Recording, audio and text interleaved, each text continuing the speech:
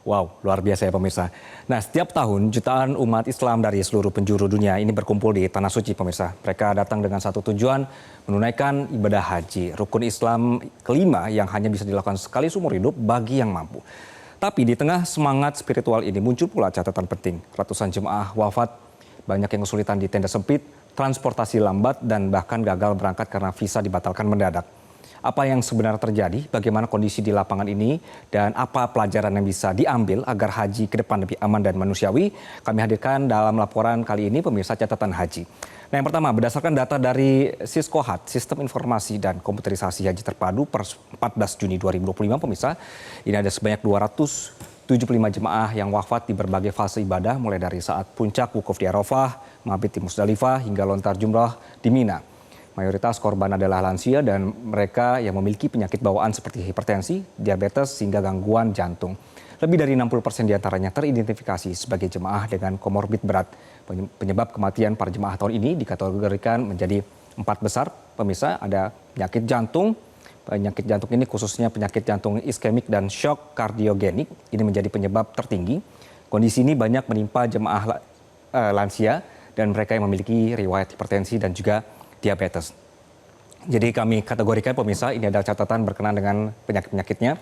Kemudian aktivitas atau juga diabetes ini menyebabkan atau juga terjadi karena aktivitas fisik berat selama proses haji seperti wukuf di Arafah dan lontar jumrah. Ini memperburuk kondisi kardiovaskular jemaah yang sebetulnya tidak stabil sejak keberangkatan. Banyak juga kasus ditemukan saat jemaah ini tiba-tiba kolaps di jalur tenda ke Jamarot atau saat kepadatan ekstrim. Lalu ada infeksi berat pemirsa, ini juga salah satu penyebabnya. Sepsis ini adalah kondisi ketika tubuh bereaksi berlebihan terhadap infeksi dan dapat menyebabkan kerusakan organ. Kondisi tenda yang lembab, kepadatan tinggi, serta sanitasi yang terbatas ini menjadi pemicu infeksi, terutama pada luka terbuka dan saluran nafas. Sepsis ini menyebabkan ispa dan juga pneumonia. Nah, gangguan ini diperparah oleh debu, cuaca kering, dan kurangnya ventilasi di area padat. Jadi beberapa kasus pneumonia ini terdeteksi setelah jemaah menunjukkan gejala flu yang tidak kunjung sembuh. Lalu kemudian pemirsa juga ada penyebabnya ini, dehidrasi dan cuaca panas. Karena cuaca ekstrim di sana mencapai 46 derajat Celcius selama puncak haji, jemaah kehilangan cairan tubuh dengan cepat, terutama yang tidak disiplin minum atau terlalu lama terpapar sinar matahari. Beberapa kasus berkembang ini menjadi gagal ginjal akut dan juga henti jantung. Kita lanjutkan pemirsa. Hasil pemantauan dan evaluasi dari tim pengawas haji DPR RI dan laporan resmi Kemenak PPIH mengungkap 3 kendala utama. Kami hadirkan di sini pemirsa kendala bagi jemaah haji Indonesia di tahun ini. Yang pertama adalah tenda yang sesak, transportasi yang terlambat dan tidak memadai, serta kekurangan tenda di Arafah. Untuk soal tenda, over kapasitas dan juga terlalu sempit. Banyak jemaah melaporkan tenda di Mina dan Arafah penuh sesak hingga melebihi kapasitas. Anggota Tim Was Haji DPR, Abdul Fikri Fakih, bahkan menyebut kondisi ini melebihi kapasitas normal. Harus dievaluasi syarikahnya, ternyata ada yang memaksakan tenda sudah penuh, sudah overload, tapi tetap saja ditambah-tambah. Untuk gambaran konkretnya misalnya pemirsa, sidak yang dilakukan Tim Was ini menemukan tenda yang desainnya adalah untuk 360 orang, namun menampung sampai di angka 400 jemaah. Kondisi sempit ini meningkatkan resiko paparan suhu ekstrim dan menurunkan kenyamanan ibadah. Kemudian kita bergeser ke persoalan ini pemirsa. Transportasi lambat dan juga tidak memadai. Bahwa ini juga transportasi jemaah menuai kritik tajam tahun ini. Muncul laporan soal banyak kloter yang gagal berangkat tepat waktu dari Musdalifah ke Mina, menyebabkan jemaah terpaksa jalan kaki. Tim Was DPR menilai penyebabnya adalah inkonsistensi jadwal bus dan rasio kendaraan yang tidak memadai. Ini yang menyebabkan antrian panjang dan keterlambatan transportasi antar lokasi ibadah. Lalu juga soal kekurangan tenda di Arafah. Jadi selain tenda minimalis, sejumlah jemaah mengeluhkan mereka tidak mendapatkan tempat berteduh saat wukuf di Arafah. Penempatan tenda yang tidak merata dan sistem distribusi yang kacau ini disebut sebagai biang keladi. Menteri Agama Nazaruddin Umar menyampaikan permintaan maaf terkait permasalahan yang terjadi saat penyelenggaraan haji khususnya di Armusna. Kita simak. Berusaha dengan semaksimal mungkin ya. Semua upaya lobby dan sebagainya kita sudah lakukan. Namun demikian tentu juga ada hal-hal yang di luar perkiraan kita, termasuk karena banyaknya regulasi yang tiba-tiba hadir di tengah-tengah kita, dan itu bukan hanya dialami oleh Indonesia, tapi juga jamaah-jamaah yang lain juga ya.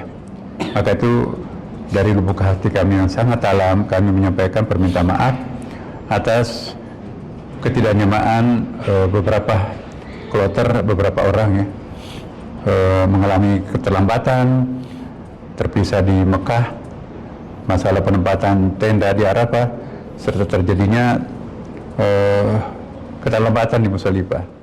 Ya, itu adalah sikap resmi dari pemerintah. Kita lanjutkan pemirsa. Jadi di ribuan calon jemaah haji Indonesia tahun ini juga harus menelan kekecewaan setelah visa Haji Furoda dibatalkan sepihak oleh pemerintah Arab Saudi. Haji Furoda atau jalur visa mujamalah ini merupakan skema keberangkatan haji non-kuota.